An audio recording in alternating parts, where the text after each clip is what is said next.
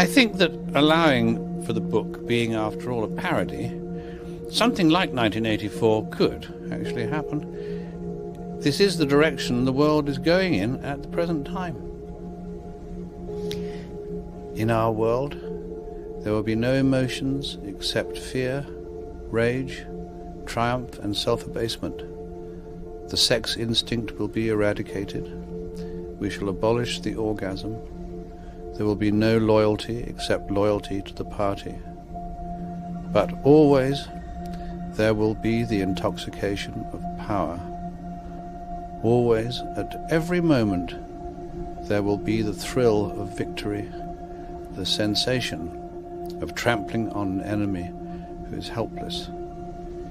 If you want a picture of the future, imagine a boot stamping on a human face forever. The moral to be drawn from this dangerous nightmare situation is a simple one. Don't let it happen. It depends on you.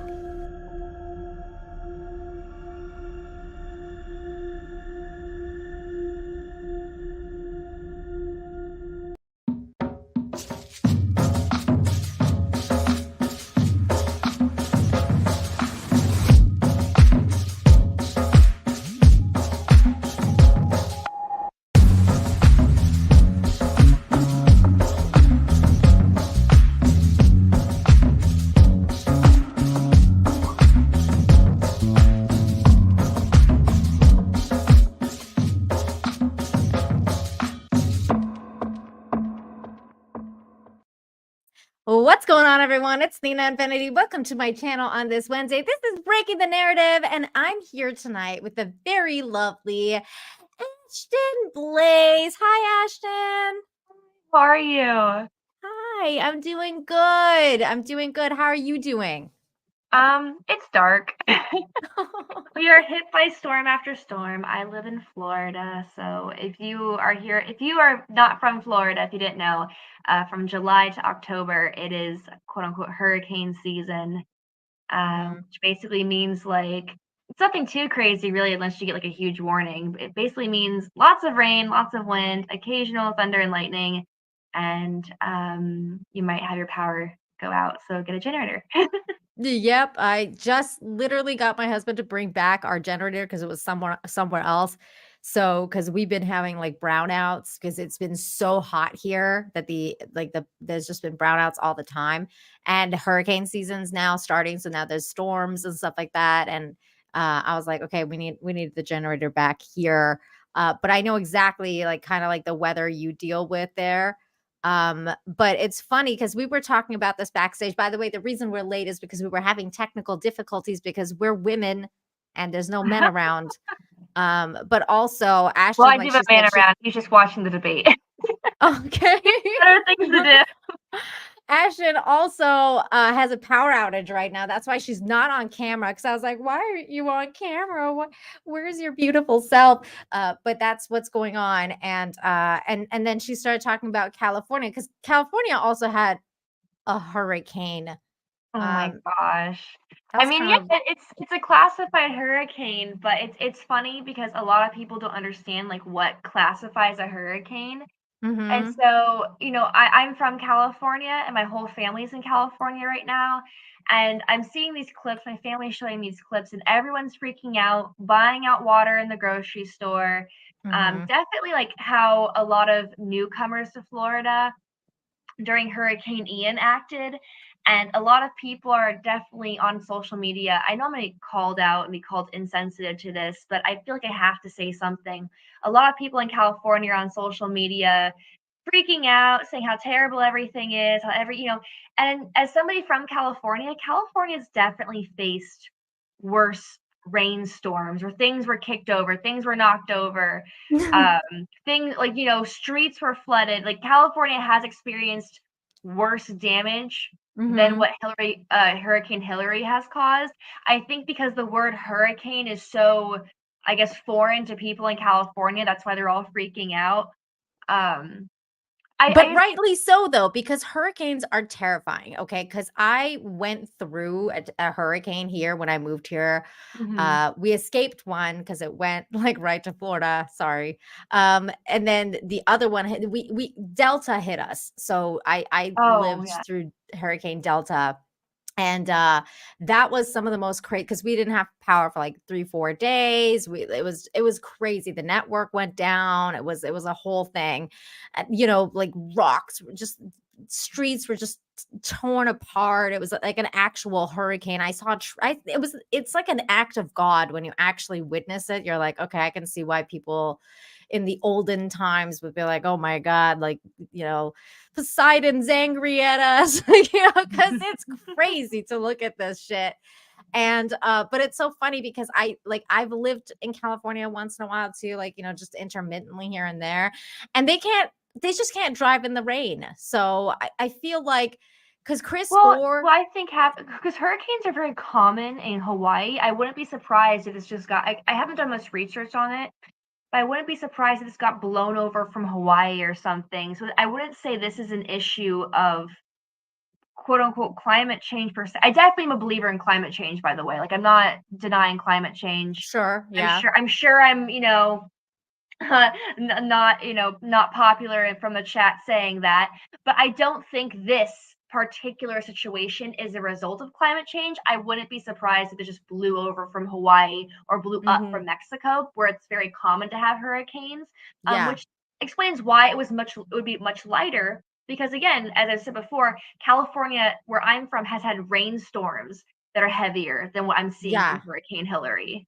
But I mean, it's just, I think to me, and I believe in climate change too, Ashton, because you would have to be kind of dumb not to believe such a thing exists. Like, I know that sounds really weird, but like, because I believe like Well, climate the change. climate is ever changing. That's the thing. It doesn't necessarily mean we're all going to die in 7 years or something like that, but the climate is ever Exactly. changing. Because the earth is going through the solar system, like, so as it's going through the solar system, you're getting like the different parts of the solar system are creating different effects for our planet, because that's how it's go through cycles and everything like that, right? So those things are technically called climate change, and that's what we're living through right now. But it's just funny because the leftists and the media want to take that term climate change and turn it into this thing where it's this fear-based thing where, first of all, it's man-made. It's not like actual climate change where it's about the universe and the cycles and all that. It's about man-made, and it's the fact that no one can do anything except for the government. The government will help you. Like, that's basically, you have to obey the government, and the climate change Right. will stop.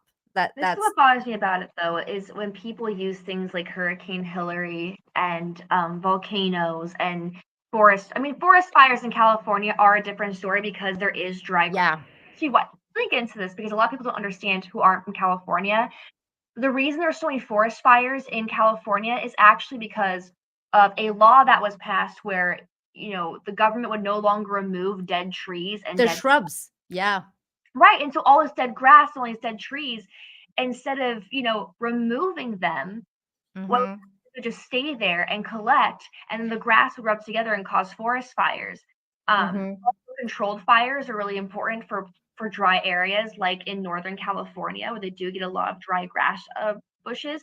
So it's really important for controlled fires to happen to prevent future forest fires. But of course, Yep. they stopped doing that. Yeah.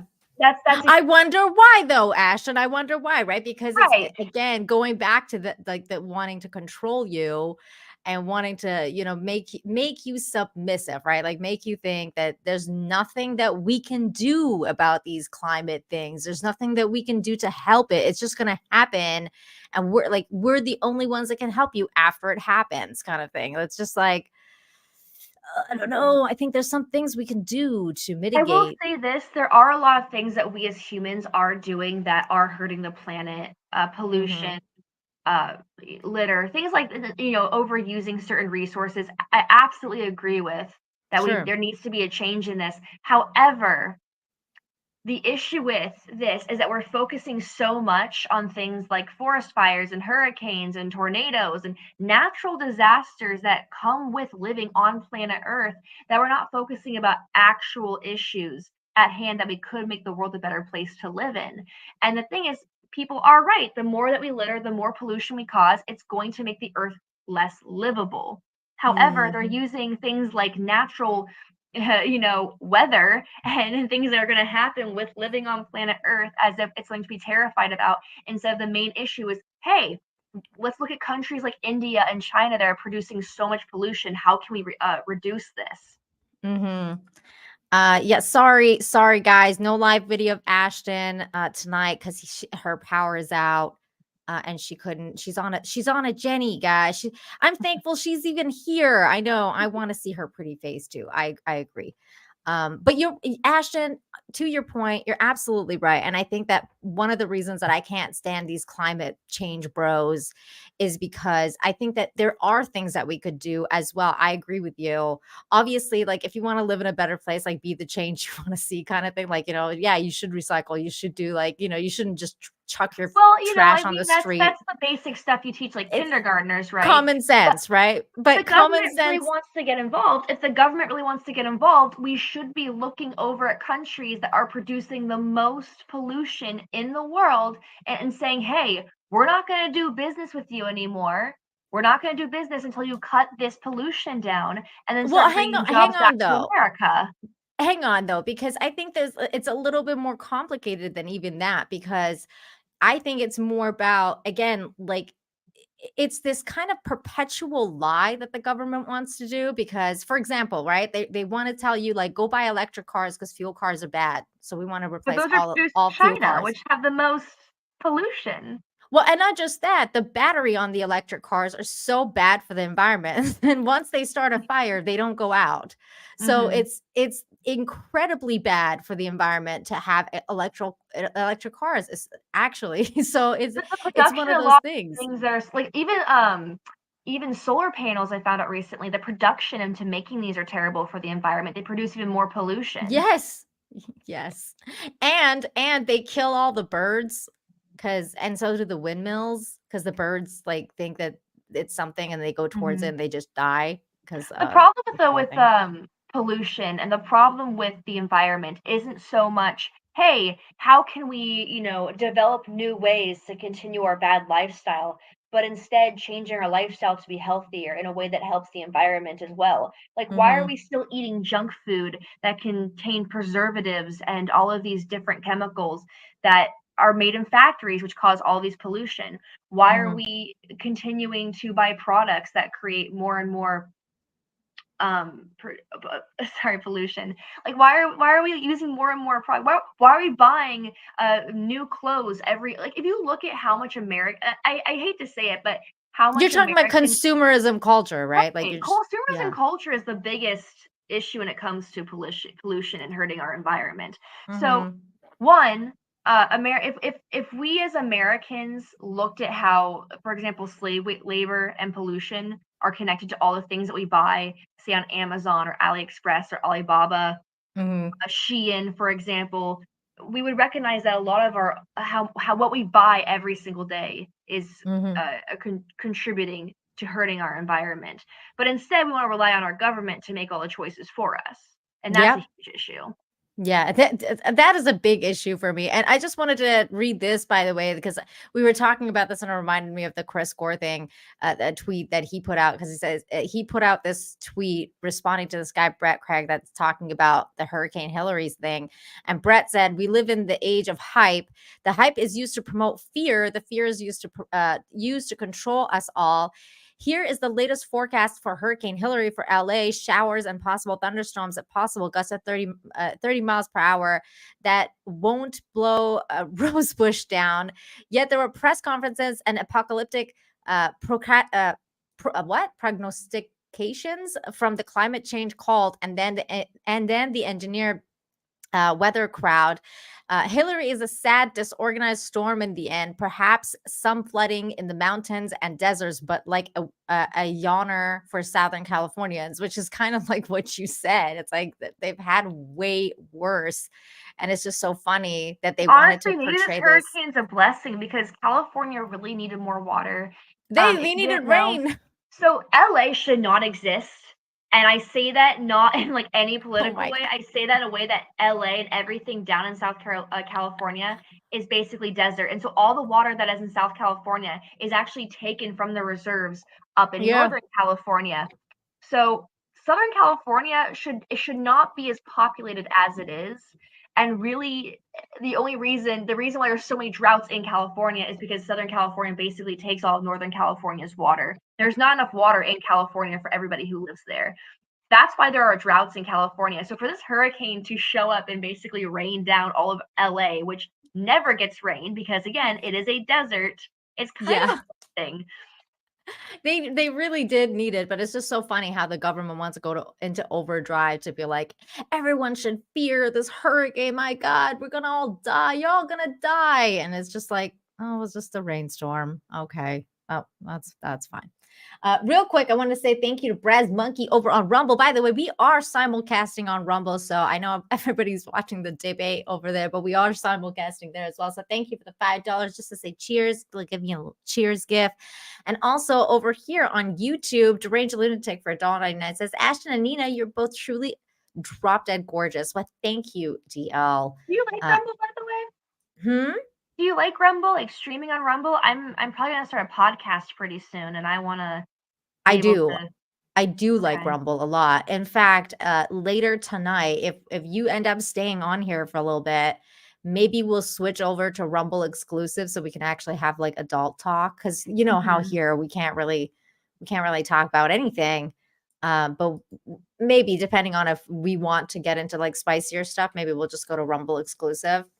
But did you watch any of the debate? Like, I know it's still going, but did you watch any of it? I watched a little bit of it with Andrew before hopping on here, and I will say, it's just I don't believe in party politics anymore. I used to be very heavily involved in it, and I think both parties are terrible. I think both parties are working together. Honestly, you know, I have a little tinfoil hat, you know, a bit about it, but it's like just like it's the opening of your show. It's like George Orwell said, it's like we're not taking care of each other, we're taking care of the party.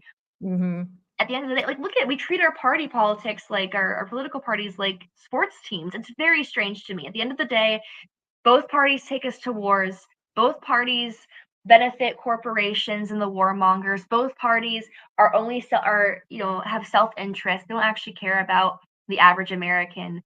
But it is funny how many people who are in the running for the Republican nominee are basically copying Trump. Like DeSantis said, "You're fired," about Fauci. Like 3 people are up there overusing their hands. Oh my God, dude! One guy basically ripped off Obama. He's like, "Who's this brown guy with the weird last name?" And it's like, Obama said the exact same thing during his first time running. Like, come on. And then he gets called out for it, sounding like from like ChatGPT. I think he sounded like a bumper sticker. Like, all of these people who are running just sound like a really bad GOP bumper sticker. Like, back in the day when I used to do politics, I would go to all these events and I could point out a bumper sticker that anything these people are saying and just put it on a bumper sticker. That's basically what they sound like. Well, most of them are like rhinos, right? Like most of them are like I feel like more than a few of them. What makes someone a rhino, right? Like a Republican in name only. At the end of the day, if these people are running under the GOP, they're working for the GOP. I'm not a fan of Trump. I think he's pushing for the GOP just as any of the others. Honestly, I don't trust any politicians, no matter what party. You're just black-pilled. It's not that I'm black-pilled, it's that I'd rather just be a human being and live normal human life. Sure. Yeah. I'm very much in favor of touching grass. I don't believe any of these people are gonna fight for me. I don't believe any of these people actually have any sort of. I mean, by black-pilled, I mean black-pilled on politicians, because I think I'm a little bit black-pilled on politicians. Sure, I don't think anybody. Sure. I don't think anybody's telling the truth. Right, and I think, you know, a lot of people who used to follow me and watch me based on my time in politics get really annoyed with me now for saying it. But it's very different when you're sort of a viewer and watching it from afar versus actually working in DC, actually being in the writing room for these news stations, actually meeting these politicians in person and shaking hands with them, having lunch with them. You find out it's very much an entertainment industry, and that's why, like, I really want to warn people who look up to these politicians, look up to these pundits, consume their everyday life with politics. That's so That unhealthy. it is very unhealthy, and politics has very much become a cult of personality, like Orwell was warning us. And I saw it happen in real time with the Trump administration, and it's with a lot of Democrat administrations as well. It's like a lot of cult of personality with people like Bernie and Obama, and not really much with Biden. Honestly, I don't have any liberal friends really like Biden. I don't think anybody likes Biden. Like, no one likes nobody. Biden. I think it's so funny when I tell people I don't like Trump anymore. Like, oh, well, you must love Biden. I'm like, no, I don't actually. No one likes Biden. Hillary had a bit of her own little cult for a while, but that slowly died off. Oh my God. Hillary has had like the biggest cult, like that whole I'm with her, like that whole, and like a bunch of male feminists. Like it was so bad. Hillary's cult didn't last long. It was just more of a reaction to not liking Trump. So if these people didn't hate Trump, they wouldn't like Hillary. People didn't vote for Hillary because they liked her. They voted for Hillary because they didn't like Trump. The people who wanted to vote for the Democrat nominee, who didn't like Trump, wanted Bernie Sanders. Like, let's be honest. If Bernie had gone against Trump, it wouldn't. Sure. It would have been a lot closer in the running. Well, hang on, because I think, like, I agree with you. I think for the most part, like, people did vote for Hillary because, like, it was a hate against Trump kind of thing that was driving that. Oh, I'm gonna vote for a woman because we need a woman in the White House kind of thing. Yeah, that was definitely a thing. But the truth is that it wasn't as big as people think it was. Okay. I think Hillary's just so unlikable. If it had been someone like I don't know, Kamala Harris is pretty unlikable too. I can't stand her. It's so Nobody liked her. When I meet people. Here's the thing: all the liberals who live in California, if you meet a liberal outside of California, they all love Kamala Harris. But the liberals that I know from especially the Bay Area, because that's where she originally is from. She was, yeah. She's the reason a lot of men were locked up for nonviolent crimes, for having marijuana on their personnel, and she let them continue to serve time in prison despite marijuana now being legal in California.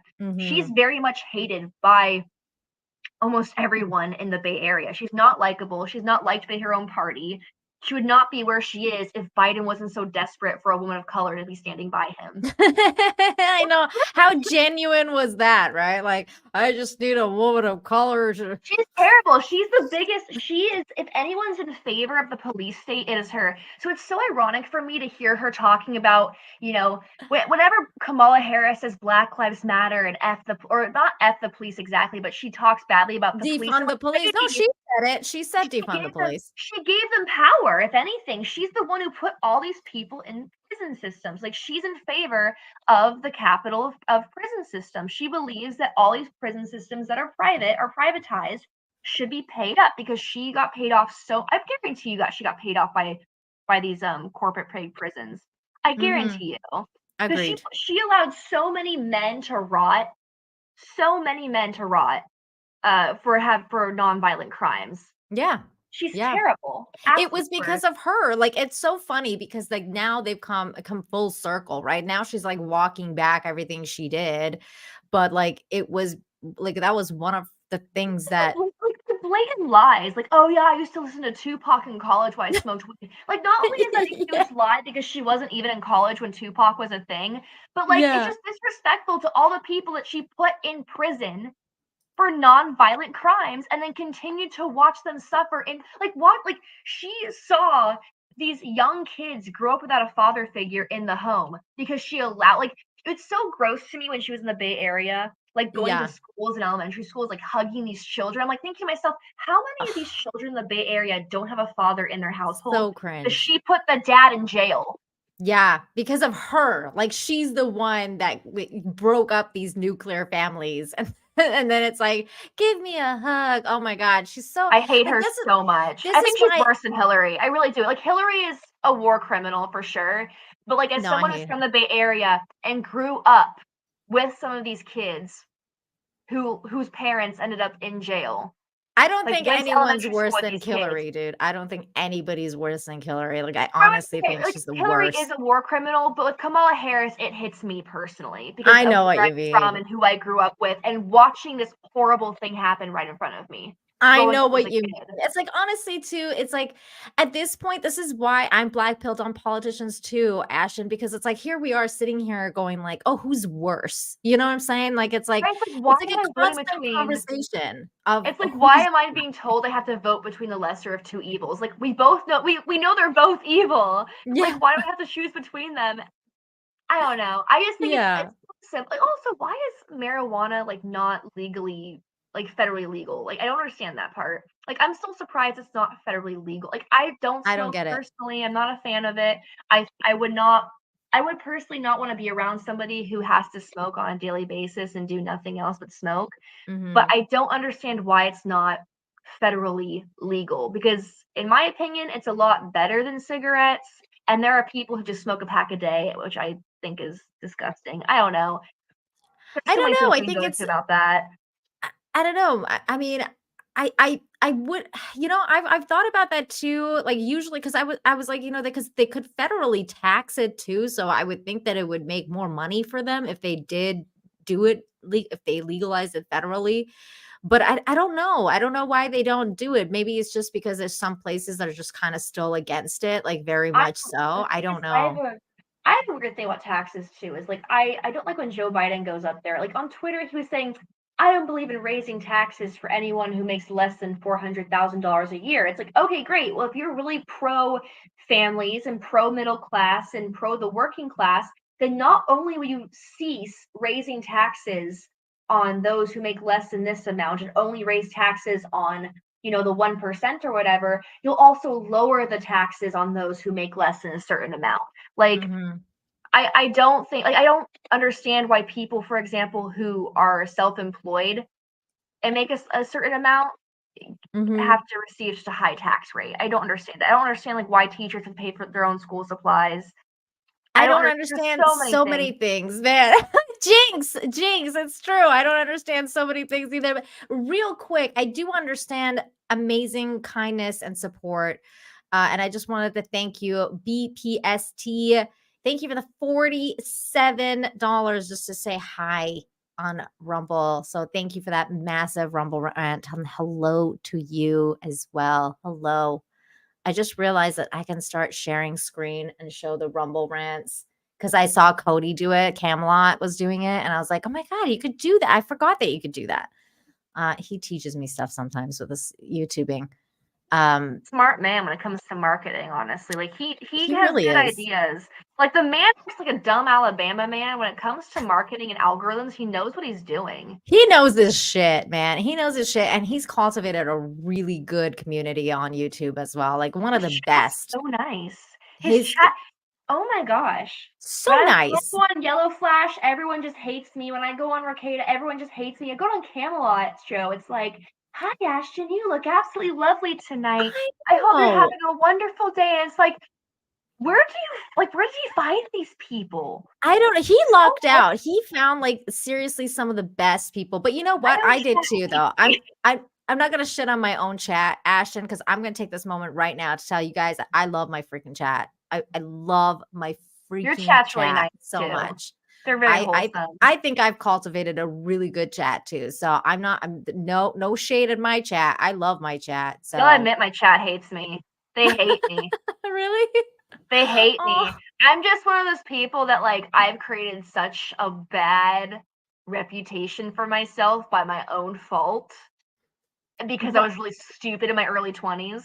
oh, but that's stupid though. Like, I mean, because you're in your 20s, you're allowed to be stupid. You're I know. supposed Well, to be because you stupid. can't explain that to internet people, unfortunately. You can't it like when you change your mind or change your ways and you try to explain to internet people that like you're no longer 23, they don't want to hear it. Like whatever. I know how I know what you mean. This is what I'm saying. I do have one of the best chats as well. I'm definitely. Oh my god! And then comes the Look at hate. them, they're all calling you beautiful. Roses. Someone said, oh, look at that. Look at this. Look at that. They're so good. They're so good. I love the chat here, man. The chat's the best. But okay. Speaking of stupid people doing stupid things in their 20s. I mean, this is actually a perfect transition into our next topic. Oh, I already know we're going to. You know what we're going to. I know we're going to. We're going to Miss Rachel Zegler. Oh, I'm we're so going to glad Miss we're Rachel talking Zegler about this because I was just thinking about this today and about my rant to Anime Matsuri, and I was just thinking about how I went hard on her. I went really hard on her, saying like why like what she said makes me so angry and why she was wrong, and we can go into why she's wrong. But I will say this, everything she said has everything to do with her generation and even our generation, Nina, and how we were raised as young children. Mhm. Because everything she's saying about Snow White is a reflection based on what we were taught. So remember all those articles from BuzzFeed saying how Disney princesses are the problem and how they're all taught this and taught that, and how that honestly that's our generation and her generation. Yeah. So I'm not surprised. I mean, for a long time, Snow White was the unfavorable princess. She was like everyone's favorite was Ariel and Jasmine and Rapunzel and Elsa because they were the ones that like, you know, had a bit more personality, I guess, in the animation. There was a more to their story, which not to Snow White's fault. Walt Disney didn't have much funding to put much into the story. He did the best he could do, and it still turned out, in my opinion, a very well done movie. It was beautiful. It was beautifully done. And you know, Snow White's greatest strength is her kindness, her fairness, and her, above all, optimism, which I think is the best trait of all. It's something that actually I wish more people need nowadays, especially in a time that feels so dark, is optimism.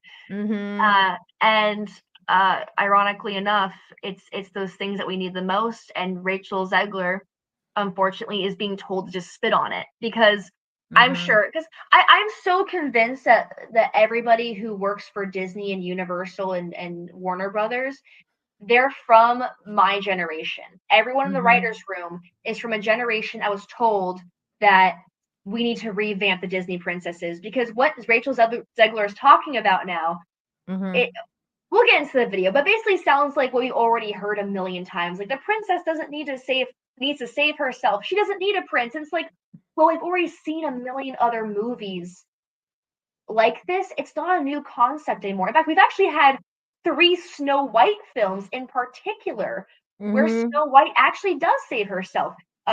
Kristen Stewart, when she was in I didn't like that movie though. The Huntsman sucked. There was a Snow White film, I think, with, oh my gosh, where Lily Collins was in it. She was Snow White. That was a little better, and she got to save herself. But this has Snow White saving herself has been done before. Yeah, it's been done.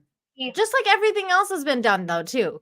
Like we've had, you know, we've had princesses of color. They didn't want to make a movie about her. They wanted to race swap, you know, Ariel instead of making a movie about. I liked the Little Mermaid live action. Yeah. I'm not gonna lie. I did enjoy it. I think it was the better of the Disney live actions. Get out. No, I'm just joking. My favorite's still Cinderella, because that one where she talks about have courage and be kind made me cry, and I loved it so much. I hated Beauty and the Beast. I hated Aladdin. I hated Lion King, but everybody hated Lion King. I hated Mulan, but everybody hated Mulan. But I actually kind of enjoyed The Little Mermaid, although I do think there were a few things they missed out on. Like I would have loved the chef scene where he's, you know, to try to get Sebastian.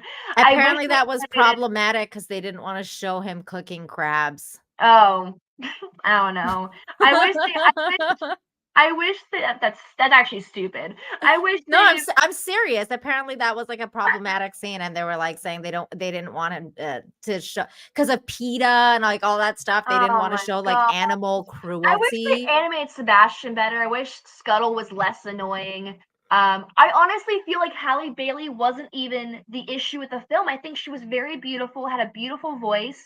I think she actually played Ariel very well. That's the funny part. I think there's a lot of issues with the Little Mermaid live action, like in regards to plot, costume design, so many things that could have been better. But I think Mhm. Halle Bailey, because she has such a beautiful voice, it actually worked out. Like Mhm. my whole thing was, I kept remember telling myself, like after Beauty and the Beast, please let the next princess be able to sing. And sure enough, we got a princess that can sing really well. So I can't complain about Halle Bailey in particular. I think she did actually a really great job. And the thing is with Halle Bailey, when she did her interviews, she had such an appreciation for the character of Yeah. Ariel and how much she loved the original story and how that actually inspired her. Yeah. Where Rachel Zegler is just spitting on it. It's just like so Mind you, but she did the talking points too, but like at least she seemed to like Ariel. Like it was like she did the talking points because she was like, oh, this movie isn't going to be about her like giving up her voice for a man and like blah, blah, blah. Like she would do the talking points and like the prince isn't going to be important in this movie and like blah, blah, blah. Like she did the same things, but at the thing, least she just did seemed it. to care a little bit more about Ariel and she wasn't totally insufferable. But you know what? The original Little Mermaid, she didn't give up her voice for a man either. I mean, she I know. wanted to go be with the humans before she even saw Prince Eric. She had an interest. I mean, she had Yep. a whole collection of stuff that she stole from Isn't them. it? Yeah, Isn't it neat? I mean, I actually liked Halle Bailey. I think she seemed very sweet in all of her interviews. She's a Well, beautiful now I singer. hate you, Ashton. No, I'm just joking. But oh my god. Okay, so like this video though. Okay, so my friend George the Giant Slayer, which by the way, you have to meet someday because he's great. He's fantastic. If you're not following George the Giant Slayer, you should be. He's great. But he made this little clip. It's like 9 second, and I loved it. So I'm gonna play this. I hate the dress they made for her too. Like, Oh my god, oh my it's gosh, so trash. But like that was the same thing with the Ariel dress. Like it's garbage. oh, I Like hated I was the like, girl what dress. the There's so, you know what sucks is that I hated the Beauty and the Beast dress too. The one that she wore like for the actual ballroom scene. Because what kills me At is least that one was pretty, Ashton. At no, least it they was not. tried. As a cosplayer and as somebody who knows so many historical costume designers, the amount of like for example for Beauty and the Beast, they could have taken so much inspiration from other people who have made historically accurate Beauty and the Beast dresses of Mhm. Belle's dress, and they didn't do it. They gave her a 2012 prom dress. The intricate designs they could have done for Ariel's many dresses, from the pink dress to the teal dress that you see in the parks. They could have played ode to her tail and a few other pieces. There's so many things that they could have done. I hated that weird thing they had over her torso Mhm. instead of the shells. There's so many things that they could have done differently costume Yeah. wise. And this is coming from someone who is a costume designer slash cosplayer and is friends with many people in the costuming industry who all agree that Disney is very much lacking on their costume design. Because I I'll go to the theme parks, I'll even see stuff that's better than what they have in the movies. Like Snow White's dress in the parks, I still think it's the most intricate and beautiful thing because it's velvet and has a perfect swooshy skirt, and the details and all of the bedazzle is absolutely beautiful. Yeah, And when she I Rachel agree with you, especially about like the Cinderella dress. Like I made a tweet about that because the Cinderella dress was like so nicely was done compared to revolutionary. No, that yeah. dress was revolutionary. And the reason why I almost want to blame Emma Watson for this. So after the first Cinderella movie, after the Cinderella live action movie, when Emma Watson went to go play Belle, she made a snide comment about corsets because there is this huge disconnect with Mhm. people who are so big on the feminist talking points. And this is not to diss feminism in any way because I consider myself a feminist. Is when people go into the whole corset argument as if corsets are like some sort of Evil. constricting use of Yeah. power. Corsets are just underwear. They Yeah. were like a bra of the time. They're not like some sort of contraption that was meant to torture women.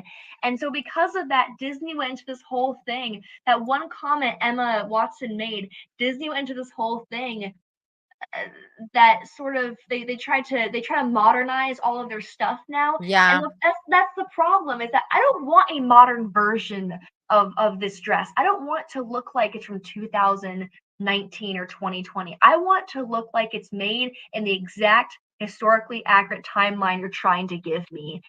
You know what though? You're right about the thing, and I consider myself OG feminist too, Ashton. So it's not like it's not like I hate the word feminism or anything, but I kind of do at this point in my life, because I feel like feminism has ruined so many different things. Here's the problem, is that feminism, for some reason down the line, feminism, like, you can't be feminine and feminist at the same time. That really bugs me, because you should be able to like pretty flowy dresses and like flowers and pink and all things girly and still consider yourself a powerful woman. Well, and the interesting part though, Ashton, is like I feel like Emma Watson actually kind of represents the toxic side of feminism, and like the whole idea that, like, for example, she came out and she came out with, and she was like, I'm just gonna marry myself, like I'm gonna self-marry, and like this stuff that you're saying about the corset, and like honestly, like everything she said, she's also kind of like Rachel Zegler. Like to me, she's just kind of like, it's like, girl, why don't you just shut up? Like, stop talking. A lot of these things they say come from a point of privilege. So when Emma Watson started her campaign, or She campaign, she gave one speech. There wasn't really much to her organization other than saying things. It wasn't really, there wasn't really an on the ground sort of, you know, like policy for change. And so when everything failed, because there really wasn't much structure to the organization, Emma Watson said that she stayed in her bed and didn't do anything for 3 days. And for me, that is a place of that's a place of privilege. Entitlement. That comes from a place of privilege, where you can sit in bed for 3 days and not do anything. You can sit in your bed and be depressed for 3 days. You don't have to go to work. And that's the disconnect between these people and the average person in the world. The average person in the Western world has to go to work. The average person in the Western world has to think of ways to simply survive. And that's kind of like why I don't like when people sort of go on these rants about, issues pertaining to it's like the writer's walk, right? I'm in full support of the writer's strike, by the way. I will not be watching American Horror Story. I will not be, contributing to a lot of stuff coming out because I am in support of the writer's strike. But it's like when Rachel Zegler jumped onto the writer's strike, and it was like, wait a minute, your whole movie, if you want people to support the writer's strike, they can't go watch your movie you're going to be in anymore. They can't go do it. That's where Rachel doesn't understand, is that she wants to jump into these things and be a part of these movements, but she doesn't understand the actual effect that plays into it. I think somebody asked the actors though. I forget who it was, but somebody said how, like, as a viewer, like, should we be boycotting the movies? Like, because people were asking about Oppenheimer, like, should we be going? And the answer was yes. Well, Barbie and Oppenheimer was created and done before the strike, actually. Like, it was already produced. Sure. Yeah. But I mean, but they were asking though, like, for the movies coming out, like, should we go support these movies? And most of the people apparently on the line said yes, you should, because obviously they still want to get paid, Ashton. They don't want people to like not watch their movies. Right. But the thing is that these things that's because the stuff that's coming out soon isn't struck. It's the stuff in like 2024 that's struck. That's the stuff that's struck. So Rachel Zegler's movie, Snow White, is going to be a struck movie. That movie's gonna bomb. Like, the movie doesn't even have dwarves in it. She's gonna join the writer's strike and be like, oh my goodness, like, yeah, I support the writer's strike. But the moment that movie comes out, she's gonna drop all the signs, leave the strike, and be like, go watch the movie. Oh my God, 100%. And the movie is gonna suck ass anyway, because they don't even have dwarves. Like, what? Like, I don't even know why they're making this movie. It's so stupid.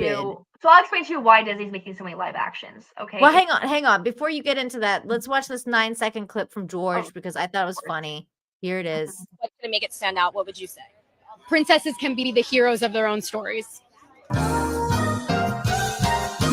Wait, you mean Moana doesn't exist? You mean Rapunzel doesn't exist? You mean Pocahontas? Well, I guess Pocahontas is not a princess, and Mulan's not a princess either, but I'm going to count them too for the sake of it. I can't Pocahontas as a princess. Tiana was like the first princess to really stand up to the villain. It's Anna, not the hero of the story in Frozen, because I think Anna is actually the hero of the story in Frozen. There's so many princesses that are not only live action and animated, but princesses who have been the heroes of their own story, have shown strength, in multiple capacities have shown that girls can be both feminine and strong. Like, this isn't a new thing. This isn't a new thing.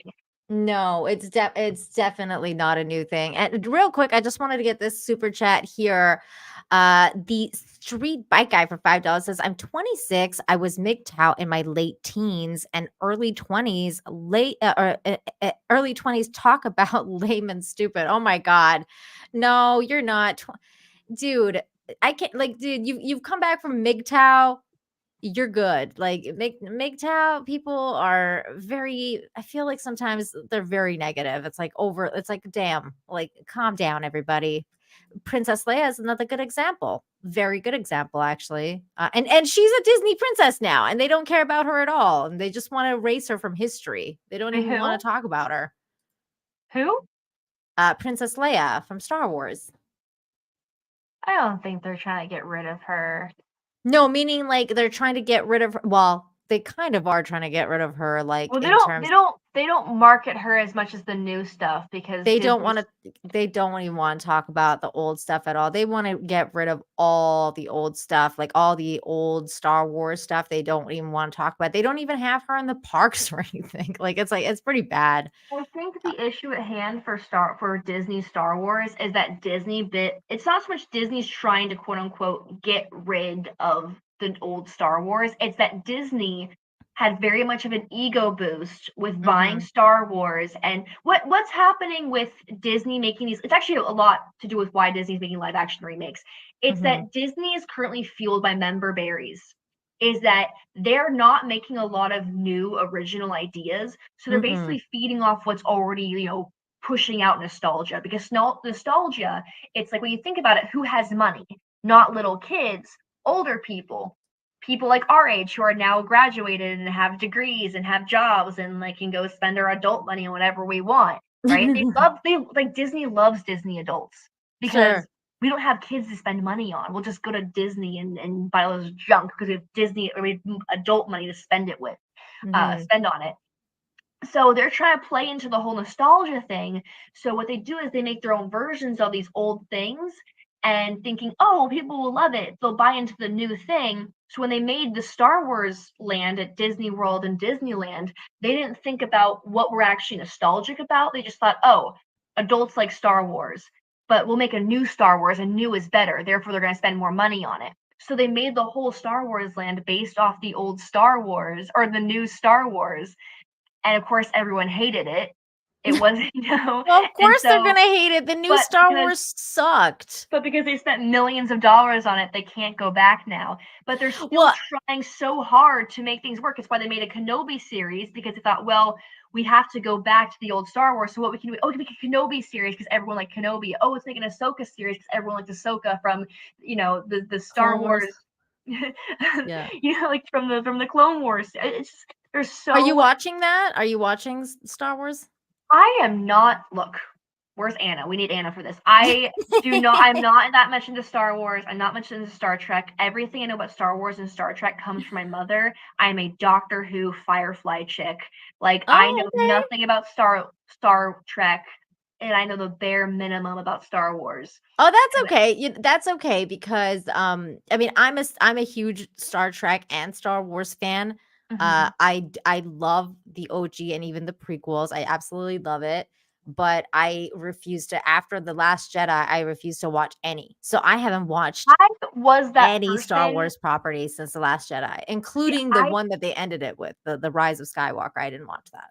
I will say this, I do like the prequels, and I remember in like 2012, you couldn't say you liked the prequels or you weren't a real nerd, quote unquote. Yeah, I actually liked the prequels, and my favorite character is Jar Jar Binks. So I am every nerd's least favorite person. Oh my God, Ashton, I loved Jar Jar Binks. I'm one of the people who love Jar Jar Binks too. You and I get along really well. But it's funny because like all of these quote unquote nerds don't even know what Firefly is. And when they think of Joss Whedon, they think of Buffy the Vampire Slayer, but they don't know the original Buffy the Vampire Slayer with Christy Swanson. So then I'm like, are you real nerds? And then they accuse me of liking Jar Jar Binks. Then all my God, you remind me of Christy Swanson. Like, because you have that. You should do the Barbie. Being a Barbie. First cosplay is Buffy. Is the OG Buffy. You did? Oh, you've already done it? Oh, I'm yay. gonna meet her at Spokala in Tampa dressed as her. Oh my God, that's amazing. Okay, real quick, speaking of your cosplay, let me bring this up because you're not even on camera. So we need to show everybody how beautiful you actually are. For the people who don't know, Ashton does cosplay, and her Instagram is in the description. And Ashton, you know what? Why don't you just do a little promotion of yourself right now while I'm flipping through these images? Yeah, so I am trying to work on get as many cosplays as done by the end of the year. So I'm currently on cosplay number 150. Some of the cosplays I have bought, most of them I actually make. So like that's our like some of the stuff is like I do all boudoir shoots. Like that's my him from Powerpuff Girls. I do want to update him a little bit because the makeup is just not what I want it to be. I'm Who's the working on crab? the crab. That's him from Powerpuff Girls. Oh, I gotta update him. He needs some work. that's funny. I think my favorite one, I mean, obviously I love your Barbie one. Your Barbie And one's it was so great. funny. I was at Anime Matsuri and like you could okay, so let me explain something. I was at Anime Matsuri and like I had gotten there so late because my flight got canceled twice.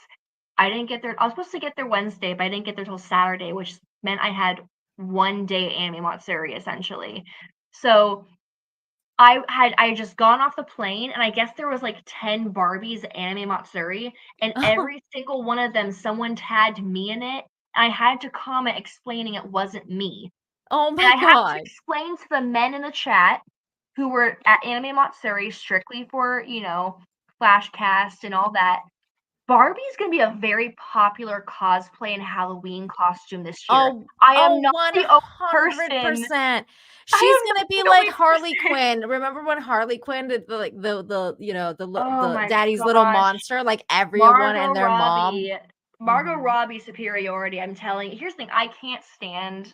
I actually that's the one Harley Quinn outfit I refuse to do is the Daddy's Little The Monster one. daddy's little monster. It's so basic. Like, I'm just like, dude, I why is hated it? it. I No. love Margot as Harley, but I hated that outfit.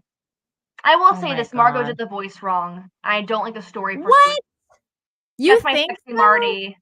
What? You think she did the voice wrong? I She did the liked voice her wrong. voice. So here's the problem with Margot Robbie's voice as Harley Quinn. She started off already doing the voice. So Harley Quinn's voice is not she didn't have the accent until she went crazy. If you've seen the animated series, you know what I'm talking about. Mhm. So when Harley Quinn starts off as Dr. Harleen Quinzel, she talks normally. She's talking to Joker as if she is a doctor. She's Mhm. intelligent. She's Yeah. there Yeah. trying to get her degree because she's there, I believe, as what's the word for it? An intern. Mhm. And then when she gets pushed into the vat by the Joker, then she develops the voice and talks like this. And Yeah. unfortunately, Margot Robbie, she had more of like her Wolf of Wall Street accent, which was more like this, like I'm talking like this. Oh, okay. Yeah. Yeah. I Whereas hear it. Harley talks like this. Oh, Mr. J. Oh, Flutton. It's more like a little girl's voice. It's not the New York voice that Margot Robbie does. Okay. Yeah, I don't know. I guess that's weird. I never really thought about it. Yeah, I guess I would have liked it more to be like about the animated version, like, oh, Mr. J, like, like the whole really just That was perfect. Yeah, really, exactly. yeah, it was just really out there. Like, I can see what you're saying. By the way, your Marty cosplay is fucking super hot. I love that Thank Marty you. cosplay. It's great. I'd like this one too. I love the picture that you picked to do. This is like Gwen Stacy. Like Yeah. really nice picture to just cosplay. It was really cool.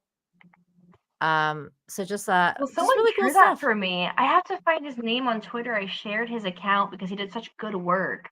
But I saw that. I was like, this is amazing. I love it. It's really nice. Ashton, you're doing great stuff with cosplay. I'm gonna put your Insta in the chat. Make sure everybody goes follow Ashton. And of course, she's got a YouTube channel too. Follow that. All that good stuff. I post on it. Real It's not a quick, problem. let me I get want this to. super chat. Wolf Spain for $5 says, hate the idea of the prince stalk Snow. In the OG script, it shows that the prince was betrothed to Snow and searched for her after the SM exiled her. I think stepmother exiled. That's actually true. So there is a clip where Rachel Zegler is saying that the prince, quote unquote, stalked her. He was not stalking her. They actually knew each other. So the reason she runs away is because she doesn't want him to see her in rags. And so they actually know each other. I have this whole idea of how the Snow White movie live action could have been. Like when, she finds out that the stepmother's trying to kill her, she runs away and then finds I think it should have been a village of dwarves instead of just 7 of them. There's the Just the same 7. there's the 7 main ones originally, right? Mhm. And there needs to be the 7 main ones still, but they're living in a whole village of dwarves. They're all exiled by the queen. The queen has exiled anyone that's different from her because she's obsessed with vanity and beauty and all these different things that obtain to her own personal vanity. She doesn't believe in anyone looking different than her, but she still wants to remain the fairest of all. So she basically exiled anyone who looks different, and that means the dwarves. And so when Snow White finds this village of dwarves, sort of team up together because they relate to each other, realizing that the evil queen doesn't like them. So that's what I think should have happened. That sounds like a cooler movie, but now we're not even gonna get there's not even any dwarves in That's this because Peter movie. Dinklage complained. He said, "Oh, I know. you shouldn't typecast us." And it's like, well, you That's just removed an entire career for little people, basically. That's progressivism gone awry though. That is the worst of progressivism, I feel like. It's like, okay, this is what they call woke on woke crime. It's just so that's now you're just gonna, you succeeded. Now you're gonna take up the ladder behind you and F everybody else. And now in the name of progressivism, all these people are out of a job because of you. It's just kind of crazy that way. But thank you, Wolf Spain, for that super chat as well. And okay, so Ashton, you were telling us a little bit about why you were saying that you think that it has to do with member berries and for Disney to start doing live action, they're marketing towards member berries, because I mean I think that too, because I think to some extent it's just that creativity is dead at places like Disney, and they basically fired anyone that has any sort of any talent, because they're doing these diversity hires and these kind of this stuff that we're talking about, progressivism has kind of gone so crazy that people are just getting jobs based on the color of their skin or what's between their legs kind of thing, and which way they swing. So I think the arts have suffered in totality, not just as Disney. The arts have suffered because of that. So I agree with you that I think it's member berries, but I think it's also a little bit more, because I think it has to do with what, this the drinker calls the message, because I think they really do want to push these messages in their movies that's why they're kind of just rewriting their own stories as well, like with Snow White, like with the Little Mermaid to some extent. I'm not sure if they did it with Aladdin. I've heard Aladdin was actually pretty good, in terms of staying true to the OG cartoon. No, it wasn't. No, it wasn't. Okay, so I didn't there like you go. it. So, but I just felt do you see that message though? Do you see what where I'm going here with that? Because I mean, I stopped watching the live actions after Maleficent because I thought the message in that was insane. I was like, oh my God, they made Maleficent misunderstood, and she's not the evil. The king is evil because she's evil because of the king. It made no sense to me.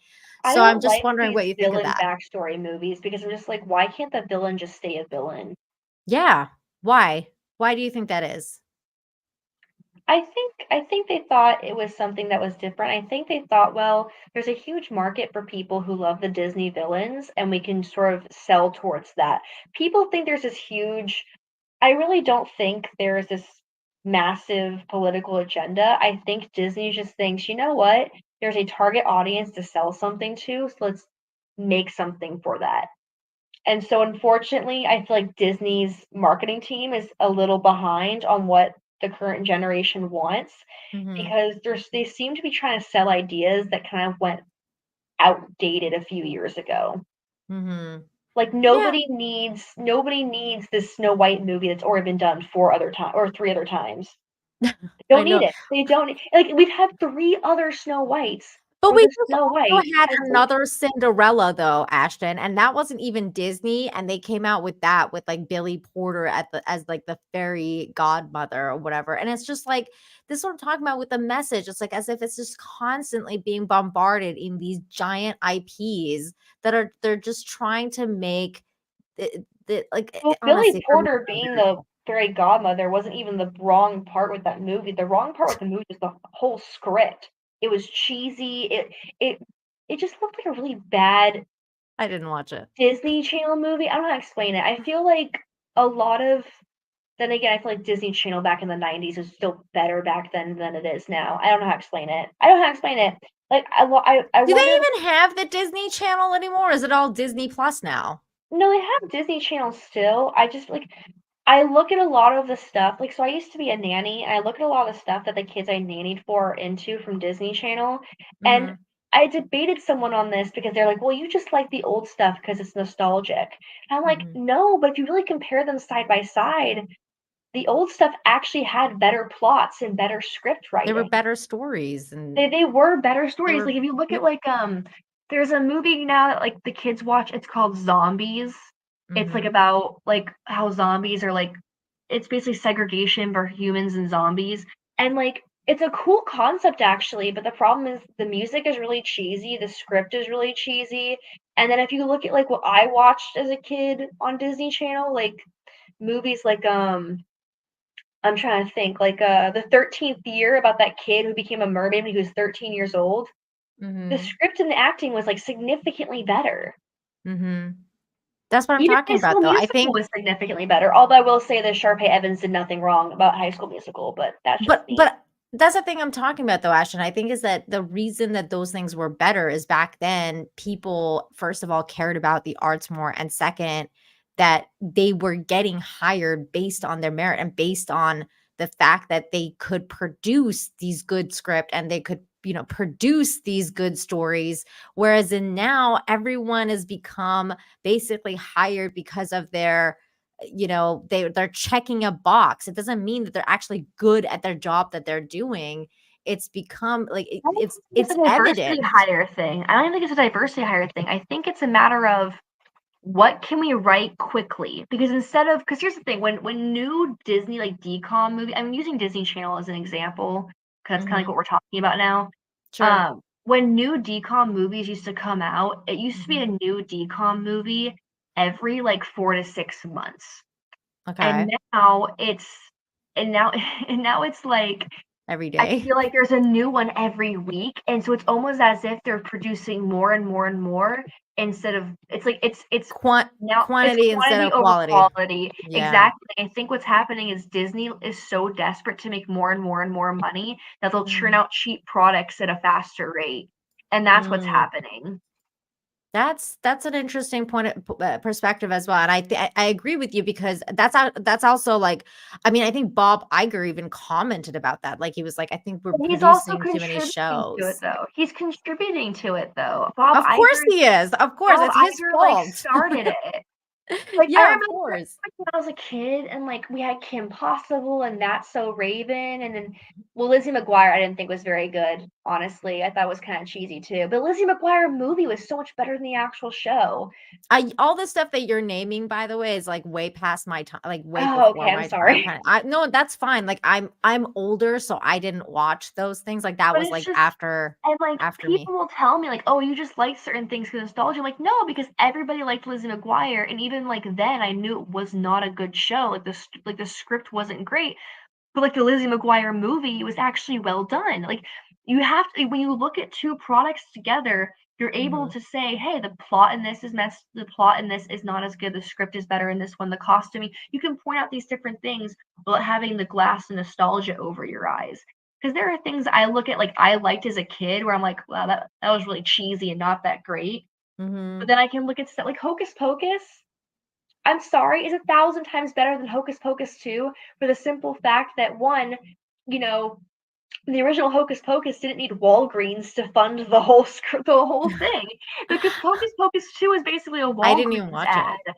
I Oh didn't my watch the second gosh. one. Everybody said it was shit, Ashton. So I was like, It I'm was a not watching Walgreens this. ad. It was a Walgreens ad, and I didn't like that they made the three What? girls friends, like witches, and that there were somehow bad witches and good witches. I didn't like that they tried to do this whole they did a whole Ugh, that weird sounds thing. like commie hocus pocus. Like there's bad witches and good witches. No, okay, they're just Like, bad witches. they also ruined the character of Billy and just made him useless through the whole thing. There were so many things they could have done better to bring Oh, back wait. hocus Oh, pocus, and Ashton, they are you didn't. telling me that they made another dude useless in the movie, in a Disney movie? No, Did to shocker, dude. Like, Well, yeah, that's fuck. what they did to Buzz Lightyear in the fourth Toy Story. Like, why did Buzz go from being like one of the main heroes? Because Buzz is actually the main savior in all Toy Stories. Even the one where he's stupid and thinks he's a real space guy instead of a toy, he ends up being the hero in the end, along with Mhm. Woody.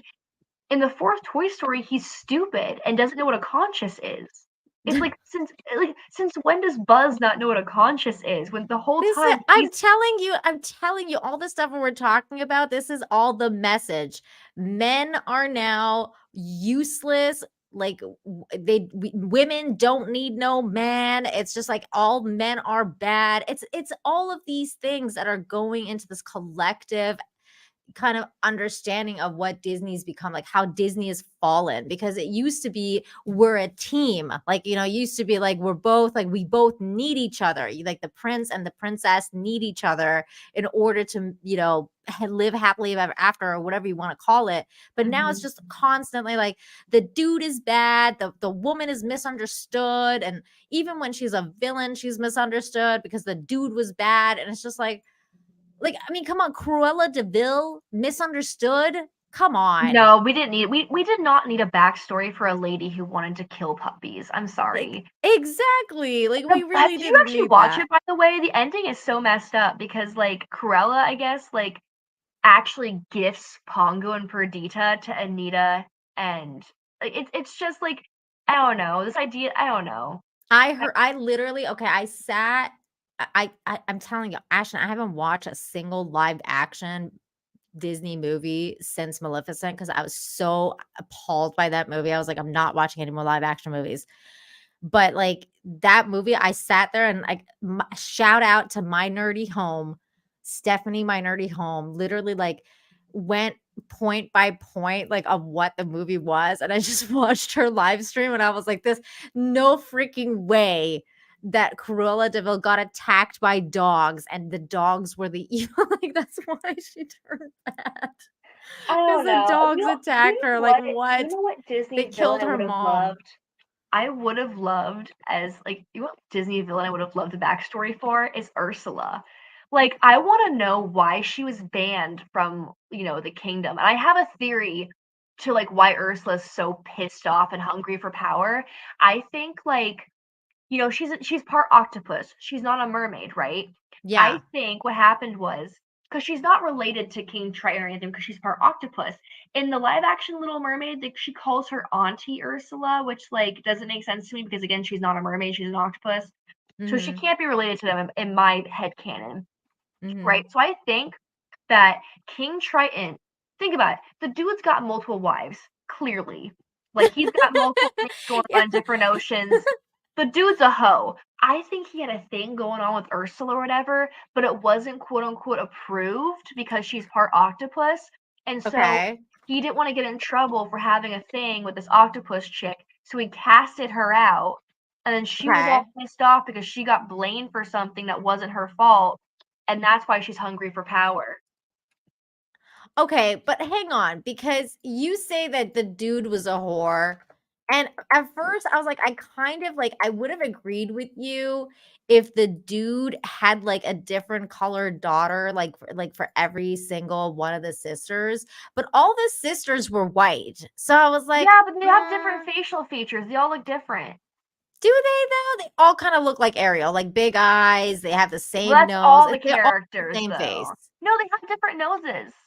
And they have The different o- chins and different cheeks and different eye colors and different Well, hair and different colors. hairs, like that. I mean, that's And the different main. tail colors. Like, explain that. The different tail colors. That's a good point. The different tail colors I don't can't know. really explain. I feel like there's an issue with men in power in the sea. If you know Greek mythology, you know about Poseidon and what he did to Medusa, you know what I'm talking about. Okay? Like Yeah, yeah, yeah. I think the problem isn't the patriarchy, it's the ocean patriarchy. That's the issue. That's funny. Real quick, I let me get stand this with Ursula. member message here from Unlimited Power. That's the Yeah. what's it called? The oh my god, the Emperor from Star Wars. Palpatine, you mean? Palpatine. I couldn't say Emperor for some reason. It was like at the tip of my tongue, but it wouldn't come out. It's like I became dyslexic all of a sudden. I just don't believe Gal Gadot would ever be jealous of Rachel Zegler. What do you think of that casting? But though Rachel Zegler's is actually very pretty, and I'm getting so sick of people going after her looks and like talking about this bikini photo she posted. She's a grown adult. I feel like if you're gonna attack Rachel Zegler, go after the stupid things she's saying. Okay, like she's 20 something years old as well. Like when I was 20 something years old, I was saying all kinds of dumb things like rats in Venezuela. Okay, like I mean, we're all so dumb when we're in our 20s. But you know what? I gotta say, I kind of agree with this just a little bit, just because I feel like Gal not Gadot should that just not that not I'm be the saying not that I'm queen. saying Rachel Zegler's ugly, okay? Because I actually think she's very pretty. I think she's gorgeous. Yeah. But I think that I just think Gal Gadot as the queen doesn't work. Like I think They should have chose someone like not someone ugly, but like someone who's just much older than Gal Gadot. Like it should have been someone, exactly you know, because who's like aging. It should have been like Meryl Streep's character, Madeline Ashton, in Death Becomes Her, who, by the way, I'm named after. oh Yeah. that's cool. Mhm. No, but It's like been like that's this what lady who's obsessed with like plastic surgery. You know what would be cool? If the queen, the reason why she got into witchcraft was because she was, instead of plastic surgery, she was constantly trying to find spells to make her more beautiful and stay young forever. That would have been cool. Like that Twilight Zone lady who was like doing like all the And fucking she crazy sucked the things. lives out of the husband with her Egyptian jewelry. Yeah. And it's just like that's what I think is the wrong casting, is that it's just like Gal Gadot is so young. Like I feel like the story of Snow White is not so much about like just beauty, it's about youth. And I think that that's the thing that really, because well, they're gonna Gal change Gadot the is already fairest. really youthful. Like she's a youthful woman. So They're gonna change it. It's not gonna be about beauty anymore. They're gonna change it to fairest, as in who's the more fair person. Yeah. It's dumb. It's dumb. It's all dumb. It's all very honestly, bad and stupid. I feel like the fight between I feel like Snow White, the original story about a queen hating her younger stepsister for being beautiful and young, is actually kind of a story we need now more than ever. Honestly, this is what I think should have happened. I would love, if we're gonna do a villain with a good character arc, I would have loved if like it was revealed the evil queen, the reason why she's so obsessed with beauty and vanity and being young is that before she met Snow White's dad or whatever, was in love with a different prince when she was Snow White's age. And, you know, he was like, I'm going to marry you. I'm going to marry you. And then one day he just never showed up, you know, because someday my prince will come, and he didn't come. And so she was kind of just sitting there waiting. And then maybe she had a mother who was like, see, you weren't beautiful enough. You weren't young enough. He chose someone else. And so that sat with her and just completely, you know. I kind of like that, because it also shows like how toxic women can be towards like their own, like even offspring, like because that's what some mothers do. She hates Snow White. She hates Snow White because her own mother didn't treat her very well. And so she thinks, why does this young thing think why is she out here singing to the birds and being all happy and shit? But I was miserable when I was her age. I mean, I think see, this is what I'm talking about. It's like, because you and I, right, we sat here and we just wrote probably a way better story than what the movie is going to come out. But the reason I think that happened, it's not like we're writers, it's that we have passion for Disney movies. Like we love these IPs, we love these characters. So we can sit here and like just go, you know, vamp back and forth and talk about like what would be a good story in terms of like, you know, giving it a fresh new kind of look for the modern audience, which I fucking hate that term, but like to reintroduce it to the new generation. Why not make just the queen more relatable in that sense. And if you really wanted to end it with the queen instead of dying, Mhm. her realizing how she messed up and took out her own problems on Snow White, there's a character redemption I'd actually be okay with. Yeah, You I know? think I think we all would be. I think we all would be okay if it had good stories and they weren't just Mhm. constantly trying to push like this really crazy message. Nick Braun here for 4.99 says, "I remember when Disney characters who just wanted power and looked down on true love were the bad guys." I'm old enough to remember that too, Nick.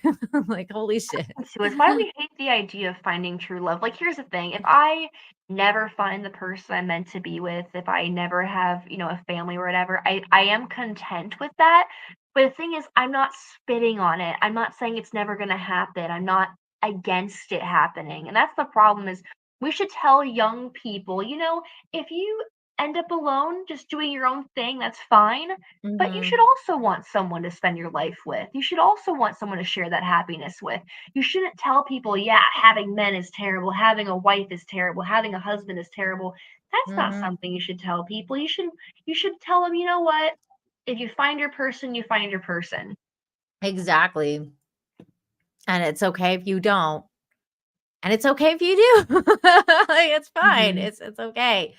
But we're gonna go into the next topic here because I think we talked enough about Disney, but we can still talk more about crazy celebrities because this Oh is my the god. next person on the list, if you will, of crazy weirdos.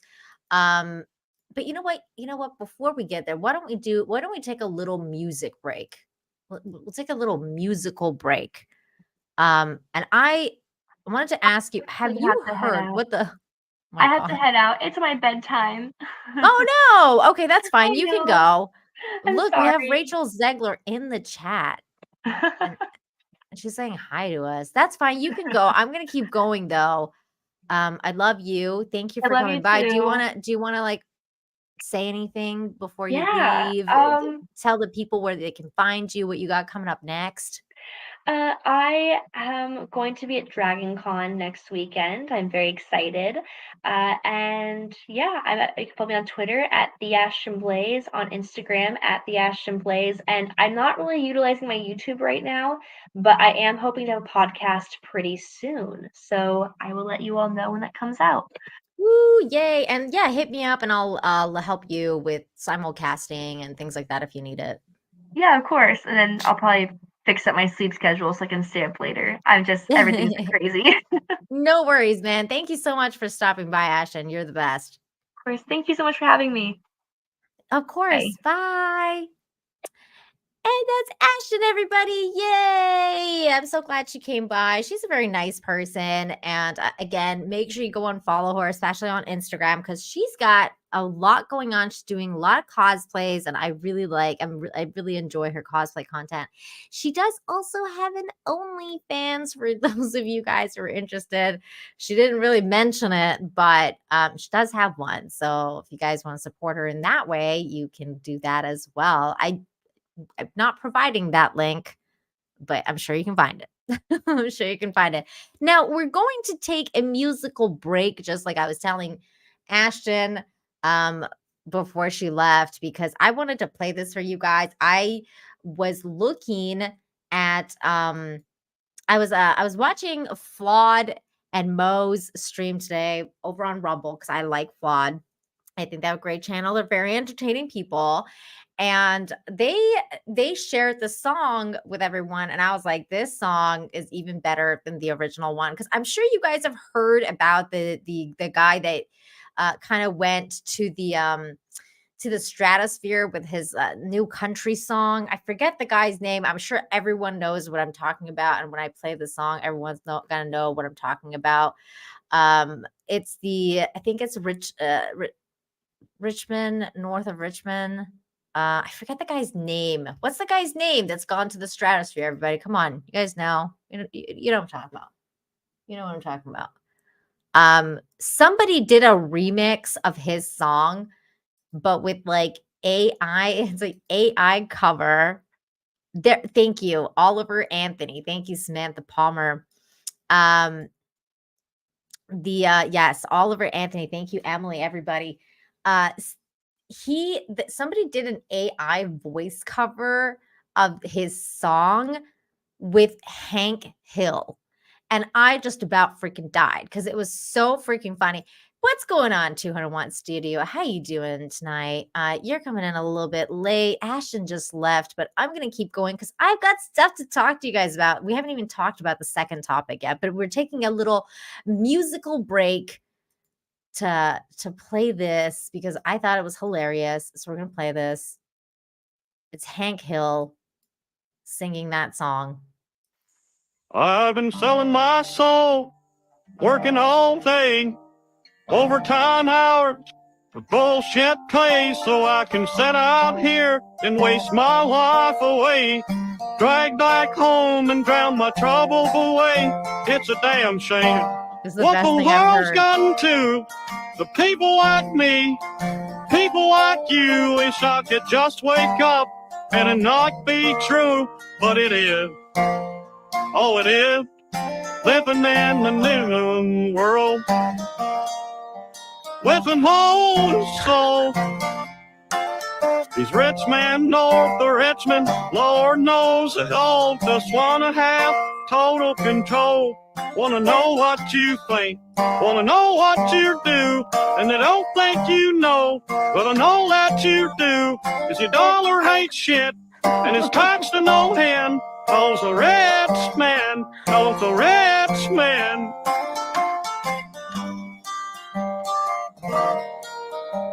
This is so freaking funny. I wish politicians look out for minors, and not just minors on an island somewhere.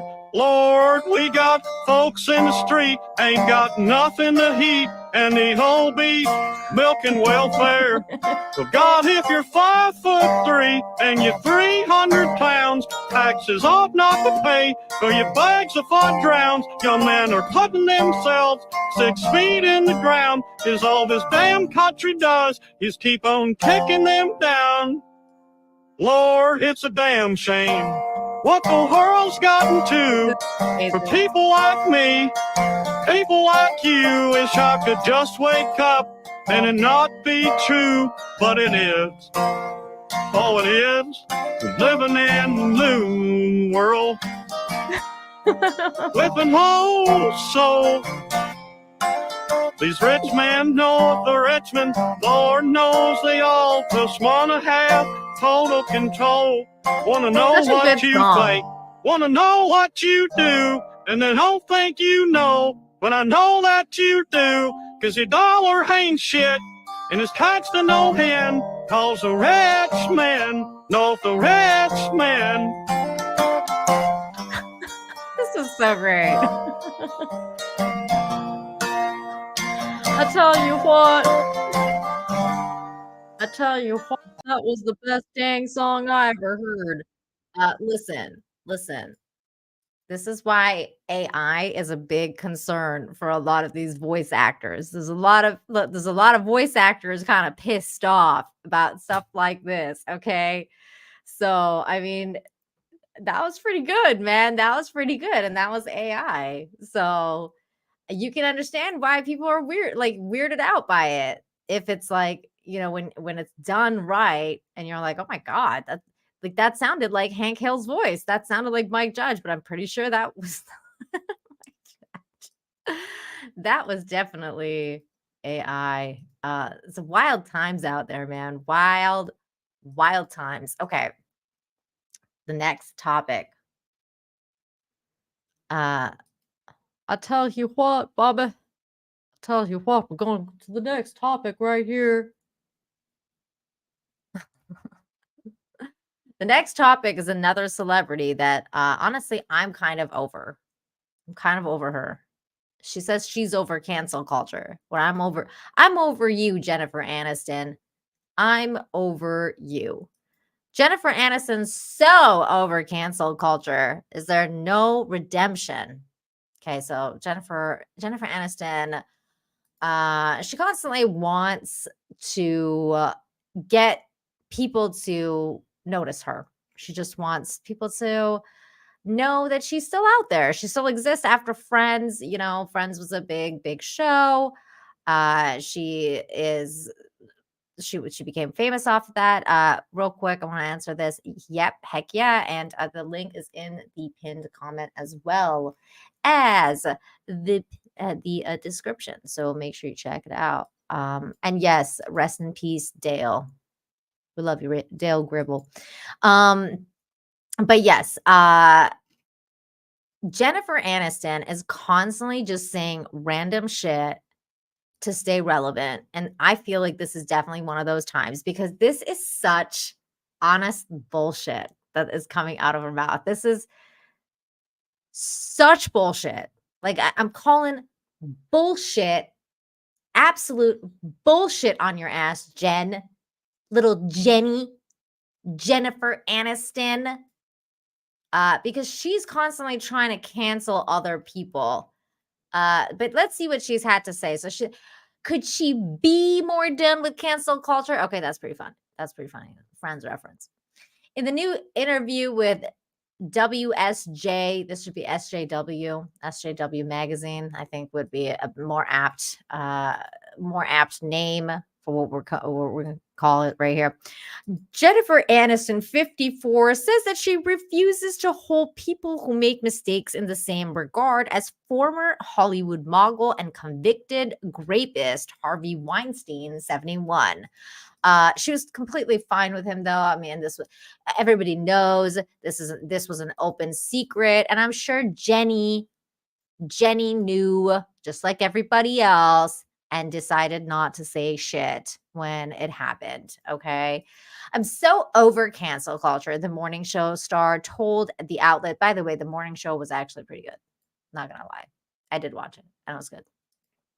I probably just got canceled by saying that, she says. No, nobody cares about you enough to cancel you. I just don't understand what it means. Is there no redemption? I don't know. I don't put everybody in the Harvey Weinstein basket. The friend starlet and the disgraced said the friend starlet and the disgraced producer worked together on a derailed movie in 2015. See, they work together. She knows what's up. She knows what's up. Come on. Like, please. These people think we're dumb. Like, they think you're stupid. They think you're stupid. They think you and I are dumb. Aniston is not one of the 80 plus women in the film industry. Aniston is not one of the 80 plus women in the film industry who have accused Weinstein of sexual abuse, but she does admit she never looked forward to spending time with him. Why is that, Jenny? Why is that? If he never did anything to you, he's not a guy you're like, oh God, I can't wait to go hang out with Harvey. I can't wait to hang out with Harvey. Never, Aniston said. You were actually like, oh God, okay, suck it up. She said, I continue to remember, actually, he came to visit me on a movie pitch, to visit me a movie, to pitch me a movie. And I do remember consciously having a person stay in my trailer. So why'd you do that? Why'd you do that? If you didn't know about what he was doing behind the scenes, why'd you get someone to stay there with you there, Jenny? The Post has contacted reps for Aniston for comment. The Post received a likely statement from Weinstein via his rep following Aniston comment saying, I had an excellent professional relationship with Jennifer Aniston on the making of Derailed. Begins a statement from Harvey. If I was creepy or if I had made her uncomfortable, she would have told her manager, agent, or our director, who would have handled something like that. We never had any instances like that ever. For her part, Aniston recently found herself in the middle of a controversy when she appeared to like Jamie Foxx's anti-Semitic Instagram post earlier this month. That's right. She tried to cancel Jamie Foxx just literally a couple of weeks ago. This makes me really sick, she wrote on her Instagram story in response to the backlash. I did not like this post on purpose or by accident. And I actually have that article pulled up where she was trying to throw him under the bus and be like, so anti-Semitic. Because we all know what happens to people who get that label put on them in Hollywood. Like if you get labeled anti-Semitic in Hollywood, your career is basically over. So Jennifer Aniston issued a statement against anti-Semitism after liking an Instagram post from Jamie Foxx. And this is what he said. And then he deleted it. They killed this dude named Jesus. What do you think they'll do to you? Hashtag fake friends, hashtag fake love. That's what he put on there. And then apparently she liked this. It says liked by Jennifer Aniston. So unless she liked it and then like decided to backtrack it, maybe her team, like maybe her Instagram team liked it. And then she was like, no, that wasn't me, whatever. But some also noticed that it seemed as if Jennifer herself had liked the post and now she's clearing the air. So she came out and said, this really makes me sick. I did not like this post on purpose or by accident. And more importantly, I want to be clear to my friends and anyone hurt by this showing up in their feeds. I do not support any form of anti-Semitism, and I truly don't tolerate hate of any kind, period. And that's basically kind of like what she wrote. But this wasn't the first time Jennifer Aniston has thrown people under the bus, because just a few years ago, when we were all, kind of talking about this other thing going around, it's called this COVID virus or whatever the hell was going around. She came out and she said things like, I'm basically disowning anyone who doesn't get the jab.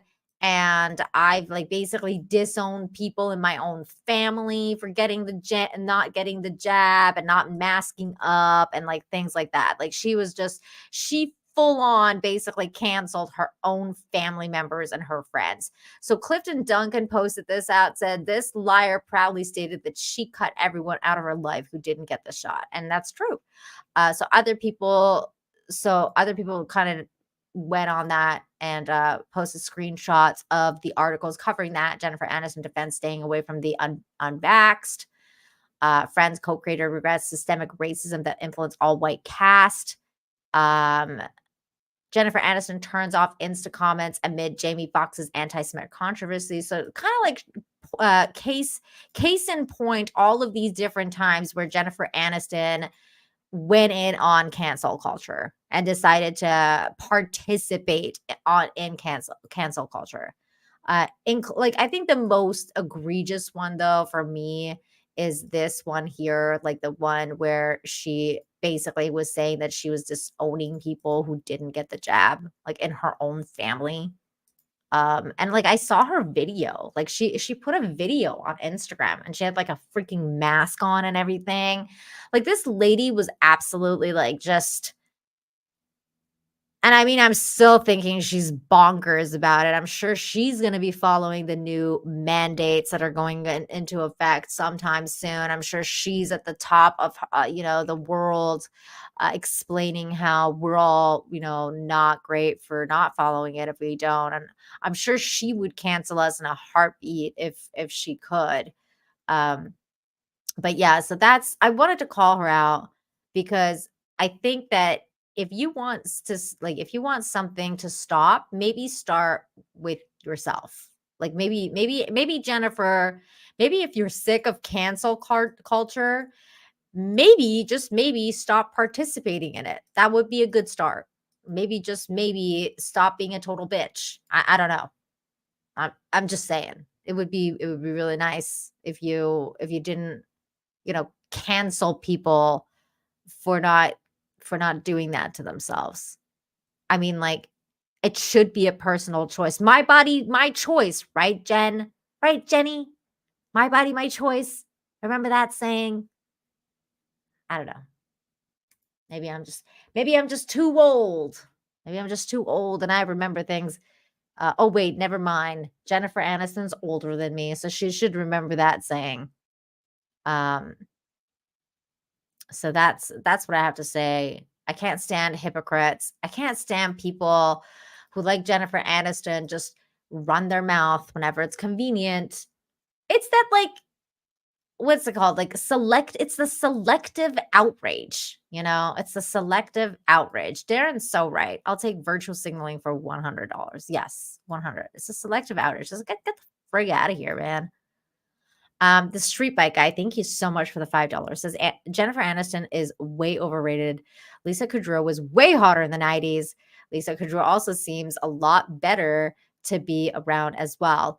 I think people will debate you on the fact of who's hotter because, okay, come on. I mean, even though I'm not a big fan of Jennifer Aniston right now, I can't agree with you on this one, bro. I think Jennifer Aniston was like mega hot in the 90s. Like she was like she was so hot. I mean, maybe you could make that comparison with Monica, like at the time, like, at the height of their game, at the height of the Friends game. I think the competition was more like Lisa, or I mean, with Monica and Jennifer Aniston, like not what's Monica's name? Oh my God, why am I forgetting her name right now? That lady. Although now she looks like a freaking monster now. Have you seen how much work she's got done? Holy shit. It's like she's crossed over to that point of like, okay, like I've talked about this before. You have a line, you cannot cross it. Once you start doing the plastic surgery thing, like, thank you. Yes. Yes. Her. Once you start getting to that line, Courtney Cox, that's right. Courtney Cox. Like Courtney Cox right now is like way past the line now. Like she's way past the line. It's like, girl, you should have stopped 5 surgeries ago. Like, no more. She really needs to stop now. She really needs to stop. If she had the poor thing, if she had any friends, they would tell her like, you need to stop. You need to stop this before you turn into Madonna. Joel, thank you so much for the member message. Joel Carver says, what's up, Dana? Free message, so I'm going to use it for no reason. That chair looks awesome. Keep up the good work. Well, thank you. I really appreciate that. Thank you so much. And thank you for being a member. You're pretty awesome. I'm so freaking hot right now. Like, why is it so freaking hot in here?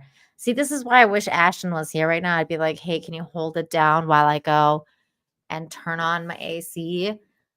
I'm going to be right back. I have to turn on the AC because I'm literally sweating. But since you commented about my chair and how awesome it is, I usually turn off my camera when I leave. I'm trying to put my slippers back on. By the way, like I literally like can't even reach the ground with this chair because it's so tall. I'm going to go and turn on my AC like 2 seconds, but you can watch the chair. I'm not going to turn off the light or turn off the camera. I'll be right back.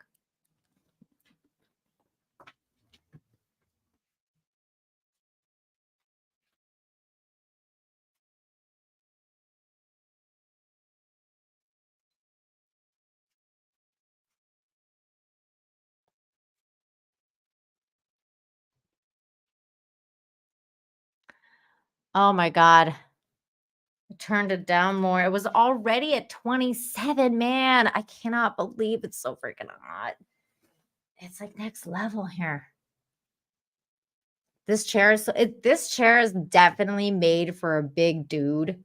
Like, I think somebody like the quartering would be like way better fitted to this chair. By the way, let's all make fun of the quartering for a minute. I love him. Shout out. He was my last guest on here. On last Wednesday. It was a great show. I highly recommend you go watch it. But man, I got to make fun of this for a second. I guess it's not so much I'm going to be making fun of, but Viva Frey, because my God, look at this picture. He is a giant. Like, dude, Jeremy is a giant. I am 5'3". Look how tiny Viva is compared to him. This is hilarious. Like, I'm 5'3". I would probably be like at Jeremy's knees. Like I'll be like over here. I'll be like, hi. He's massive. He's a mountain. So I think this chair would be like way better suited to somebody like Jeremy, because like when I sit on this chair, like my feet dangle. Like I'm literally dangling my feet right now. So that's funny. What's he holding? I don't know. What is he holding? Oh my gosh, that's not YouTube friendly, is it? I don't know what he's holding over there. My goodness.